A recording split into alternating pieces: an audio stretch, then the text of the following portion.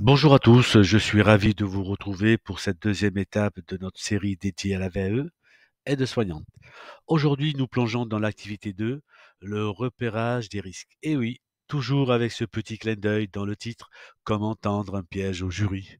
Parce que, bien sûr, ce n'est pas un piège, c'est une stratégie.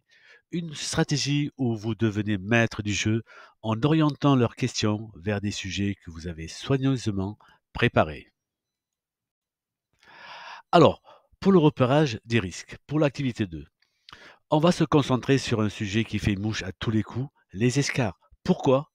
Parce que c'est un sujet que le jury connaît très bien et qu'il aime explorer en détail.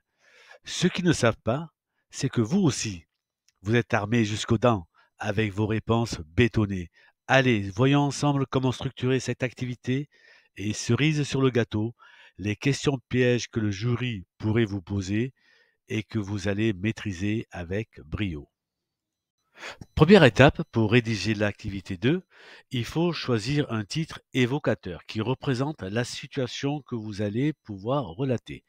Alors, votre titre doit capter l'attention et orienter immédiatement le jury vers un sujet précis. Exemple, risque d'escar chez une résidence alitée. Avec ce titre, vous mettez la lumière sur un problème de santé très concret et vous montrez dès le départ que vous êtes prêt à approfondir. Première question présente sur l'activité 2. Décrivez votre expérience. Alors, une présentation concise et stratégique de la situation est essentielle.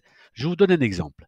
Madame D, 82 ans, résidente en EHPAD, alitée suite à une fracture du col du fémur. Elle est classée en GIR 2 et présente un risque accru d'escarre au sacrum et au talon. Lors de ma tournée, j'ai constaté une rougeur au niveau du sacrum. Astuce, mentionnez des détails qui invitent à des questions GIR, localisation de la rougeur, antécédents. Le jury va vouloir creuser, mais vous êtes prêt. Deuxième question sur l'activité 2. Quel risque avez-vous repéré? Ici, il va falloir décrire précisément les observations. Ben, une rougeur, vous pouvez par exemple marquer une rougeur persistante au niveau du sacrum, ou bien début de flictème au talon droit, ou encore escar de stade 2 identifié. Petit rappel pour le jury et pour vous. Les escars ont 4 stades. Stade 1, rougeur non blanchissable. Stade 2, perte partielle de la peau, c'est-à-dire un flictène. Stade 3, perte complète de la peau, atteinte du tissu sous-cutané. Et stade 4, atteinte des muscles, os et exposés. Vous donnez ainsi, en donnant ces précisions, vous donnez de la matière au jury pour poser leurs questions. Troisième et dernière question de l'activité 2, quelle action avez-vous adoptée? Voici l'occasion de briller avec vos réponses pratiques. Voici des exemples de réponses. J'ai informé immédiatement l'infirmière. J'ai mis en place des actions de prévention. J'ai changé fréquemment de position de la personne toutes les 2-3 heures. J'ai utilisé un matelas à air ou j'ai mis en place un coussin spécifique. J'ai effectué des massages et fleurages pour activer la circulation et ainsi pour permettre une hygiène irréprochable afin d'éviter les infections. Voici à présent les questions que le jury pourrait poser et voici comment vous allez pouvoir y répondre avec brio, toujours dans le domaine des escarres. La première question, alors, quels sont les signes précurseurs d'une escarre? La réponse que vous pouvez donner, c'est les premiers signes incluent une rougeur persistante qui ne blanchit pas à la pression et une peau plus chaude ou plus froide que la normale et parfois des zones douloureuses au toucher.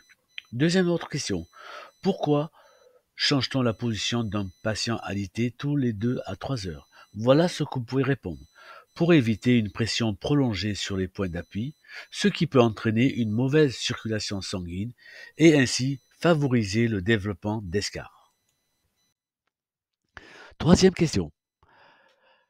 Quel, quel équipement recommanderiez-vous pour prévenir les escarres? La réponse que vous pouvez apporter, un matelas à air alterné pour réduire les points de pression, des coussins de positionnement pour soulager les zones sensibles et éventuellement des talonnières pour protéger les talons.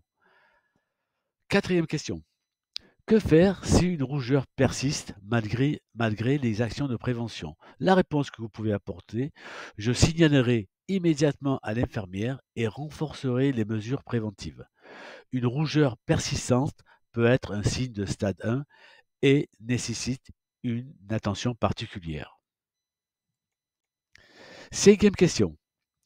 Comment expliquez-vous la différence entre un stade 1 et un stade 2? Alors là, le stade peut être différent. On peut dire un stade 1 et avec un stade 3, par exemple.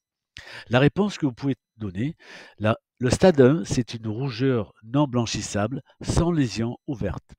Tandis que le stade 2, c'est une perte partielle de la peau, pouvant inclure des phlyctènes ou une abrasion.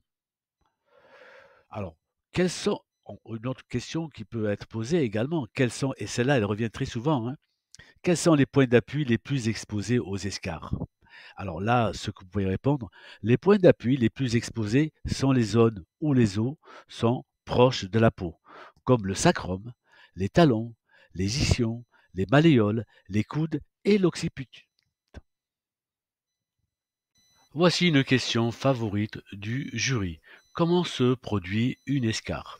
Alors ce que vous pouvez répondre, c'est qu'une escarre se forme lorsque la pression prolongée sur une zone limite la circulation sanguine entraînant une ischémie des tissus, c'est-à-dire que les tissus sont mal oxygénés, puis leur nécrose, c'est-à-dire c'est la mort du tissu. En question 7, une autre question favorite du jury, c'est combien y a-t-il de stades d'escarre? Alors, sachez qu'il en existe 4 de stades d'escarre. Le stade 1, qui est une rougeur qui est persistante, mais qui n'a pas de lésion ouverte.